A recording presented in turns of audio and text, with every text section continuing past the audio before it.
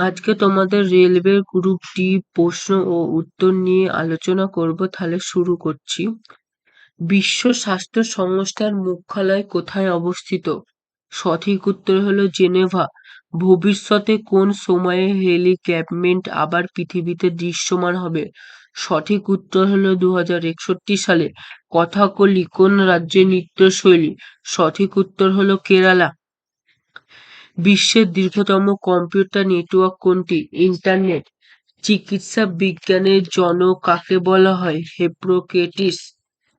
এলএইচসি এর সম্পূর্ণ রূপ কি?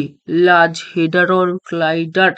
বিশ্ববিখ্যাত টেনিস খেলোয়াড় রাফায়েল নাদাল কোন দেশের নাগরিক? স্পেন।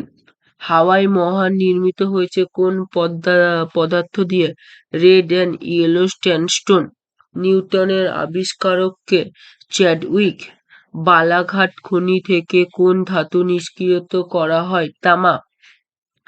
কেবলমাত্র কোন দেশের মধ্যে দিয়ে কর্কটক্রান্তি রেখা এবং বিষুবরেখা গিয়েছে? সঠিক উত্তর হলো ব্রাজিল। ভারতের কোন রাজ্যের সরকারি ভাষা কি? ভারতের গোয়া রাজ্যের সরকারি ভাষা কি? কোঙ্কণি। রাজাজি ন্যাশনাল পার্ক কোথায় অবস্থিত? উত্তরাখণ্ড।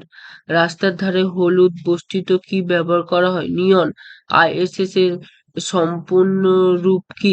International space station. মিজোরামের রাজধানী আইজল। দইয়ের মধ্যে কোন অ্যাসিড পাওয়া যায়? Lactic acid. মরীচিকা তৈরি হওয়ার কারণ কি? রিফ্লেকশন বা প্রতিফলন। পেরিস্কোপ কি ব্যবহার করা হয়? দুটো সমতল দর্পণ।